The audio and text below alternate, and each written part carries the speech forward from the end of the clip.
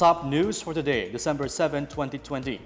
Malacanang denies reports of a supposed nationwide lockdown this Christmas season. Drivers and operators receive their subsidy from the government. Laoag City extends the lockdown on its public market pending continued testing and contact tracing. And the PCOO hosts its first national broadcast at the Mindanao Media Hub.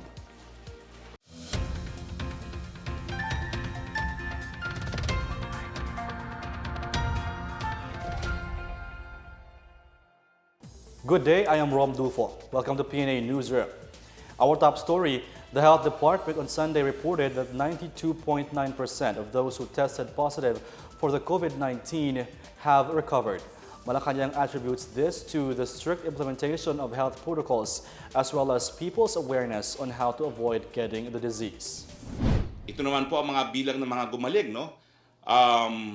Meron na po tayong recoveries na 408,634 or 92.9% po ang mga gumaling. Ang ating mga namatay po ay 8,554 or 1.94%. Nakikiramay po kami. Kamusta naman po ang ating mga hospital? Well, mabuti naman po, no? Meron pa po tayong available na 59% para sa ating ICU beds, 62% ang available po sa isolation beds, 72% ang available sa ward beds at 81% ang available na ventilators.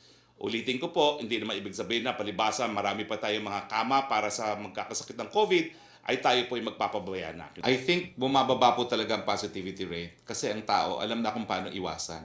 Siguro naman after March, April, May, June, July, August, September, October, November, December, after 9 months, alam na natin ang gagawin para maiwasan ang COVID. Mask, hugas, iwas.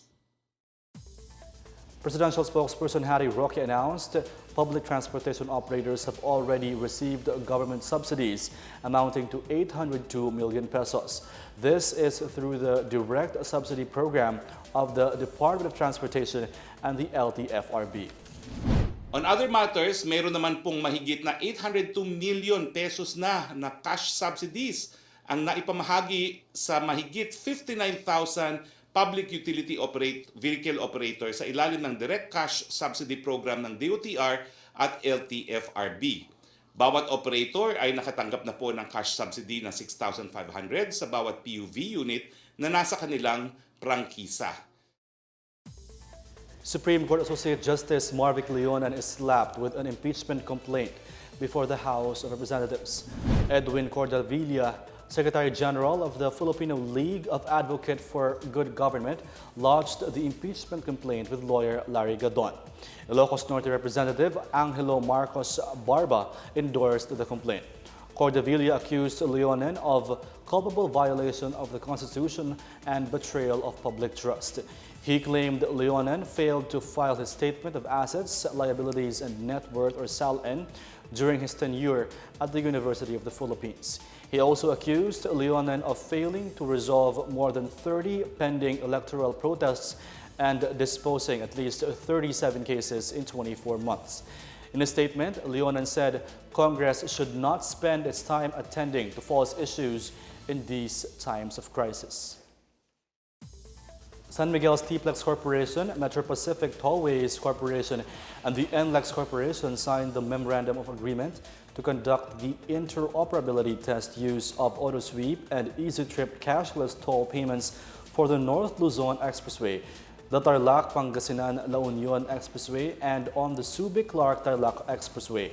AutoSweep RFID tag is being used in T-Plex, while EasyTrip is being used in NLEX and SCTEX. Under the Memorandum of Agreement, an AutoSweep RFID sticker will be activated using an EasyTrip account, and an EasyTrip RFID sticker will be activated using an AutoSweep account. The test will involve 45 vehicles composed equally of the different vehicle classifications.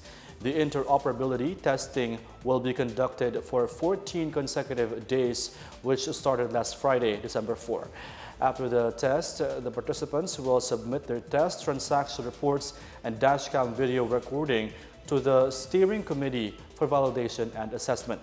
The test is part of the ongoing campaign by the Department of Transportation through the Toll Regulatory Board for fast, efficient, and seamless travel of motorists along various toll roads. The Labor Department is looking to pay the remainder of the 1.4 million target beneficiaries under its COVID-19 Adjustment Measures Program or CAMP this week. Under CAMP, formal sector workers will be getting a one-time cash subsidy amounting to 5,000 pesos. On the other hand, informal sector workers are set to benefit under Tulong Panghanap Buhay sa Ating Disadvantaged or Displaced Workers or TUPAD program. Under the program, beneficiaries will be given emergency employment for 2 weeks. The target deadline for all the payouts is on December 19. The Agriculture Department is set to put up a cold storage warehouses complete with meat cutting facilities in Magalang, Pampanga, Tanawan and San Jose, Batangas, and Malagos in Davao del Sur. This is also part of DA's Plant program to revive, grow, and reboot the country's agriculture and fisheries sector amid the ongoing health crisis.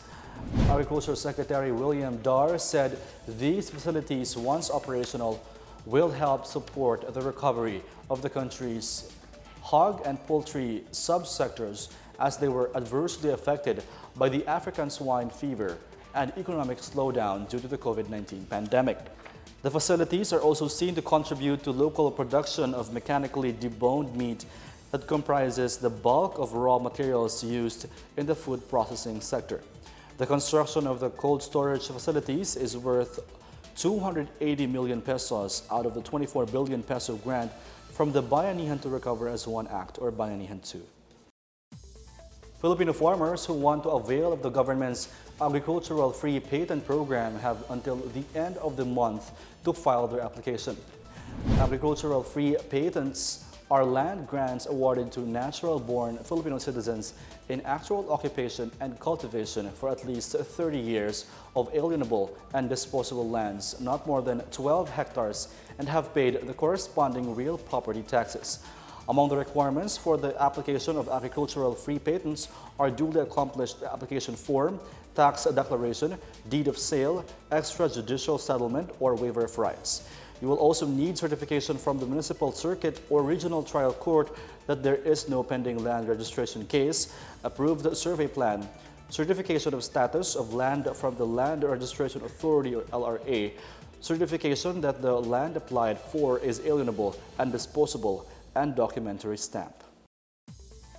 Pasig City has begun the house-to-house distribution of the Pamaskong Handog gift bags to its residents. Meanwhile, more than 54 million pesos worth of shabu were confiscated in Parañaque City. Details from William Theo. In Pasig City, Mayor Vico Soto said the distribution of the Pamaskong Handog for each family will be done house to house to avoid the crowding of people that can cause COVID-19 transmission. Residents will just have to present their Pasig Pass Quick Response Code or QR code upon receiving the Christmas gift bags. Soto kicked off the distribution of gift bags in barangays Bagong Katipunan, Kapasigan, Capitolio, Oranbo, Sagad, San Antonio, San Jose, San Nicolas, Sumilang, Santa Cruz, Santa Rosa, Santo Tomas, and Ugong.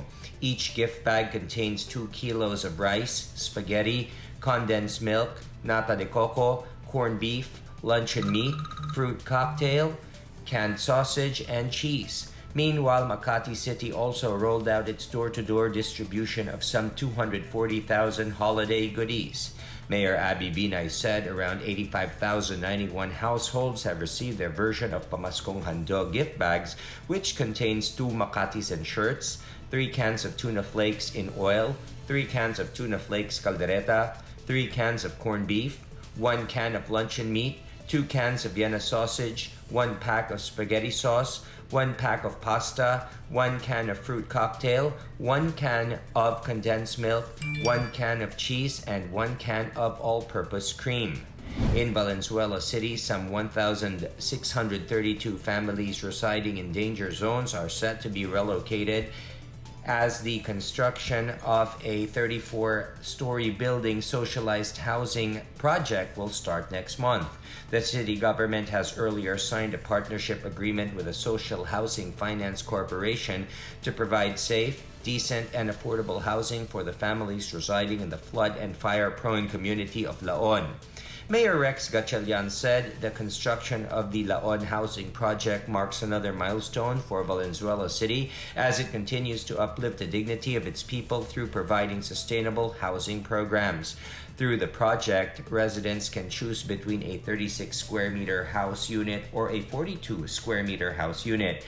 The monthly amortization for the first year for a 36 square meter unit will cost 1,729 pesos and 86 centavos, while the 42 square meter unit will cost 1,915.59 pesos.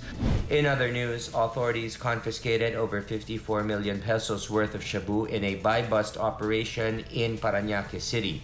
PNP Drug Enforcement Group Director Brigadier General Ronald Lee said 8 kilos of high-grade shabu with an estimated street value of 54.4 million pesos were confiscated from Marlon Bayan, 32, a native of Camarines Norte, and Gimaludin Ibrahim, 27, from Talitay, Maguindanao. Also seized were a black Ford Ranger with plate number NED 9942, reportedly being used by the other two suspects in their illegal transactions. PNP Chief General Debold Sina said the successful drug buy-bust was among their initial salvo of case operation plan or Coplan Bloodstone.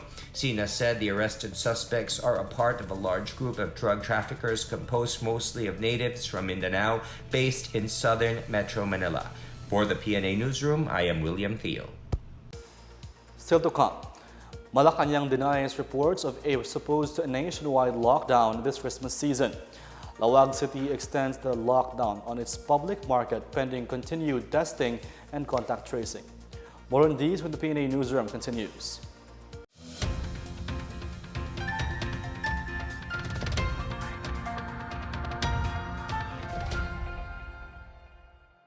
Sa matinding laban natin sa Coronavirus Disease 2019, sugpuin din natin ang pagkalat ng fake news. Huwag magbahagi ng impormasyon na hindi tiyak ang pinagmulan. I-check mabuti ang source ng balita.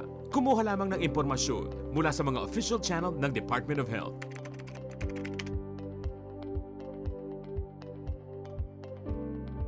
Huwag magpadala sa maling balita, basta't sama-sama at laging handa. Kaya natin to. Isang paalala mula sa DOH, PCOO, KBP at ng himpilang ito.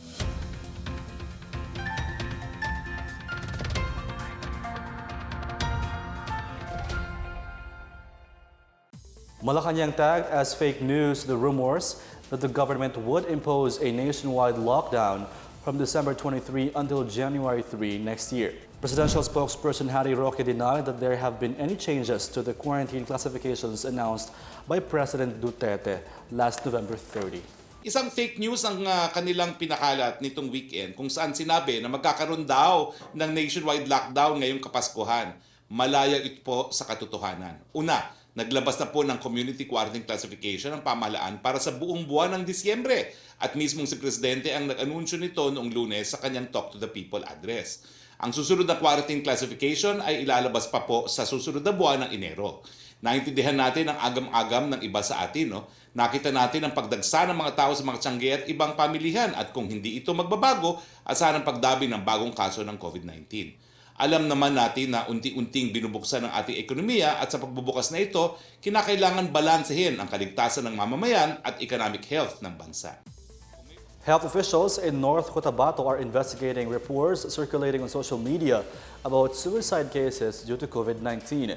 Dr. Philbert Malaluan, North Cotabato Interagency Task Force on COVID-19 spokesman, quickly denied the report but said health officials are investigating and validating it. He said there was also no truth that some school children have committed suicide due to difficulty in blended learning or modular classes. Malaluan, also a member of the Sangguniang Panlalawigan, added that the Department of Health and the Integrated Provincial Health Office are also investigating the report. Since January this year, the province has not reported any such case in connection to COVID-19 restrictions nor the difficulty in adopting modular classes in distance learning. The lockdown of the Laoag City Public Market has been extended indefinitely to give way to contact tracing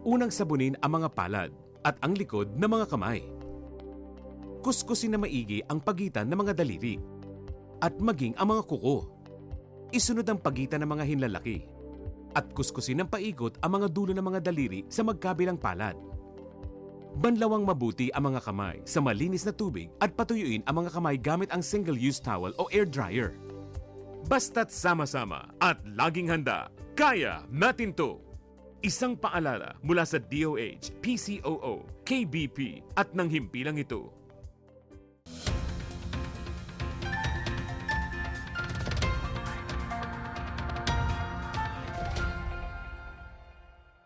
The Presidential Communications Operations Office held the first national broadcast of Laging Handa public briefing in the Mindanao Media Hub in Davao City on Saturday. The briefing was led by PCOO Secretary Martin Andanar with Senator Bongo and Budget Secretary Wendell Avisado as guests. Go expressed confidence that the MMH will serve as a big step towards transforming the quality of government communication and information services in Mindanao and the rest of the country.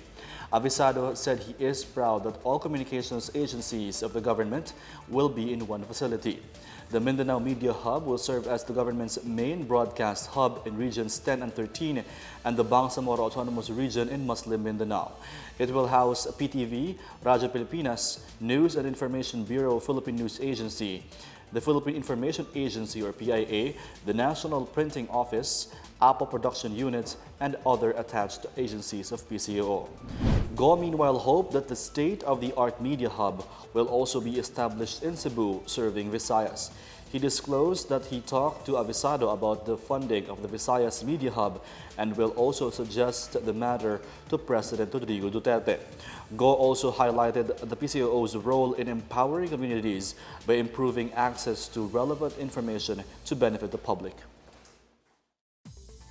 The Police Regional Office in Cordillera has raised a total of 19.2 million pesos intended for various humanitarian aid from the voluntary donation of policemen assigned in the Cordillera Administrative Region. Captain Marnie Abelianida, Chief Information Officer of the ProCorps, said some 3.4 million is for the victims of the recent typhoons in Region 2 and Bicol Region. Aside from all provincial police offices, the Regional Mobile Force Battalion, personnel from the regional headquarters and the regional support units also contributed to the amount. Policemen nationwide did the same at the start of the COVID-19 pandemic under the program Kapwa Ko, Sagot Ko. With several people financially suffering from the effects of COVID-19, the different police units in the country identified poor families whom they helped by providing basic needs. The program already raised 11.7 million pesos. In our foreign news, global food commodity prices rose sharply in November, reaching their highest level in nearly 6 years, according to the Food and Agriculture Organization of the UN. The average value of the FAO Food Price Index was 105 points in November, which is 3.9% higher than in October and 6.5% more than in 2019. The Food Price Index reached its highest value since 2014. The FAO Cereal Price Index rose by 2.5% compared to October, sugar by 3.3%, and meat by 0.9%. It was noted that the FAO Dairy Price Index increased by 0.9% and reached an almost 18-month high. The organization also listed factors that threaten global food security, including the COVID-19 pandemic, hurricanes in Central America, and floods in Africa. The National Task Force to End Local Communist Armed Conflict says the complaint filed by militant human rights group Karapatan against 4 government officials for red tagging is only a diversionary tactic. The NTF-LCAC maintains the government has well-supported cases against them. In a statement, the NTF-LCAC Legal Cooperation Cluster said the charges against National Security Advisor Herm Hennes Esperon Jr., Lieutenant General Antonio Parlade Jr., Undersecretary Lorraine Badoy, and Deputy Administrator Mocha Uson do not deserve consideration of the Ombudsman, nor do they warrant a court trial. It said the Ombudsman is not an arm designated by the law to prosecute or investigate cases of international humanitarian law violation. The NTF-LCAC also denies prosecution against the so-called red-tagged entities. Earlier, Karapatan, Gabriela, and Rural Missionaries of the Philippines implicated President Duterte, Parlde, and Badoy, among others, in a petition for writs of amparo and habeas data. The Court of Appeals dismissed their petition filed in May 2019, finding no actual threat to their lives and liberty because of red tagging.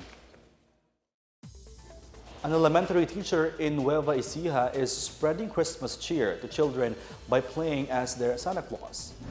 Rosel del Rosario Manasanggit, a grade 2 teacher of Mangino Elementary School in Gapan City, visited her pupils and brought them some goodies as an early Christmas treat. She dressed up as Santa Claus with a face mask and face shield. Mananggit decided to personally hand over her Christmas gifts as rewards to her pupils for being diligent in doing their learning modules. She has been giving small presents to her pupils during Christmas season for the past several years. Some of Mananggit's pupils and their families have expressed their appreciation on social media by tagging her as Teacher Santa of Gapan City. It was also learned that when the lockdown was imposed due to COVID-19, the teacher distributed milk for babies in the city. Authorities released to the wild on Monday a rescued Brahmini kite eagle in Sarat, Ilocos Norte. On Saturday afternoon, 2 teenage boys found him with an injured wing near the Padsan River along Barangay San Antonio. The boys informed their friends and posted the bird's condition on social media, hoping it would reach concerned government authorities. The stray raptor was turned over to the Fort Ilocandia Bird Sanctuary. The Fort Ilocandia Bird Sanctuary is the only wildlife rescue center in Ilocos Norte. The DENR reminded the public not to capture any wildlife species if they are in good condition and let them live in their natural habitat. If they are injured, they must be turned over to the nearest DENR office to ensure their well-being.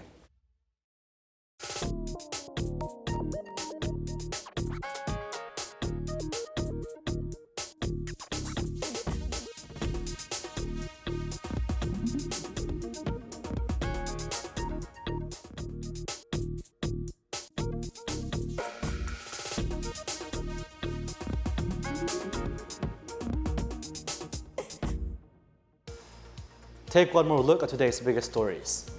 Malacanang denies reports of a supposed nationwide lockdown this Christmas season. Drivers and operators receive their subsidy from the government.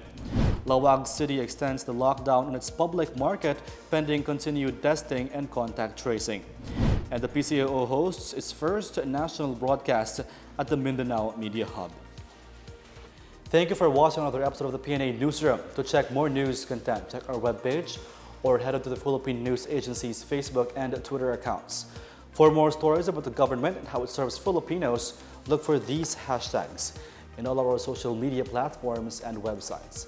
We are shown on the pages of PCOO and its attached agencies. Also watch us on television on PTV4 and IBC 13. It's 18 days to go before Christmas, and that's the biggest stories that you need to know from the PNA Newsroom. We tell stories that inspire change. I am Rom Dulfo. Have a good day.